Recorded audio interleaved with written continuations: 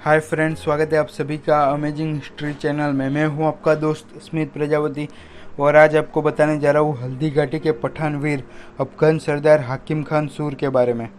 हाकिम खान सूर का जन्म सन 1538 ईस्वी में दिल्ली में हुआ था। हाकिम खान सूर वंश का सदस्य था और वह सूर साम्राज्य के संस्थापक अफगान सरदार शेरशाह सूरी का वंशज भी था। उनके पिता का नाम खासा खान सूरी था।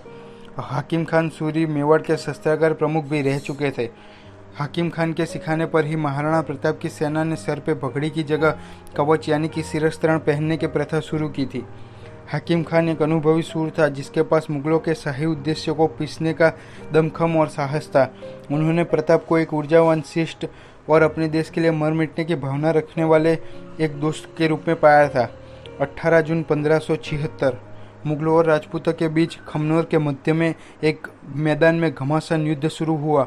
युद्ध से पहले ही महाराणा प्रताप की हरावल पंक्ति का नेतृत्व कर रहे थे पठान हाकिम खान सूर। हरावल यानी कि सबसे आगे वाली पंक्ति। युद्ध से पहले उन्होंने महाराणा से जो कहा था उनके शब्द थे, आज देखता हूँ किस मुगल में इतनी ताकत है कि हमारे हाथ से तलवार गिराकर दिखाए। खुदा कसम, यह तलवार आज मरने के बाद भी नहीं छूटेगी। युद्ध शुरू हुआ। युद्ध में अन्य पंक्तियों के प्रमुख सामंतों में कृष्णराज चुंडावत जी, वीर झालामान जी, ठाकुर रामदास जी और ठाकुर भीमसिंह टोडिया भी शामिल थे। इस युद्ध के बारे में मुगल लेखक अबुल फजल ने भी लिखा हुआ है और उनके शब्द ये थे, महाराणा की हरावल पंक्ति इस युद्ध में जहाँ से भी पसार होती थी मुगलों की सेना के सिर धड़ से अलग हो जाते थे। इन सभी पंक्तियों ने मुगलों की सेना में भगदड़ मचा दी थी। हल्दी घाटी के मैदान में मुगलों की सेना को 3 किलोमीटर तक पीछे हटना पड़ा था।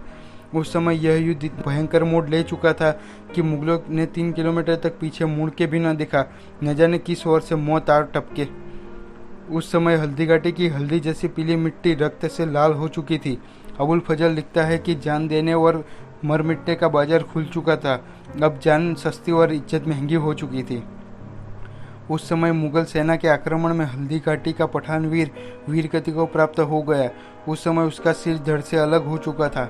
उस समय उनकी 2 कब्रें बनवाई गई थी।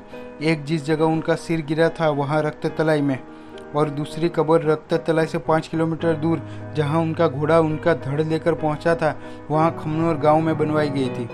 उनके अंतिम संस्कार में उपस्थित महाराणा ने जब सैनिकों से उनके हाथ से तलवार छुड़वाने को कहा, तब सैनिकों के बहुत ही प्रयास बाद भी वह तलवार उनके हाथ से नहीं छूटी और उन्हें तलवार के साथ ही दफन कर दिया गया।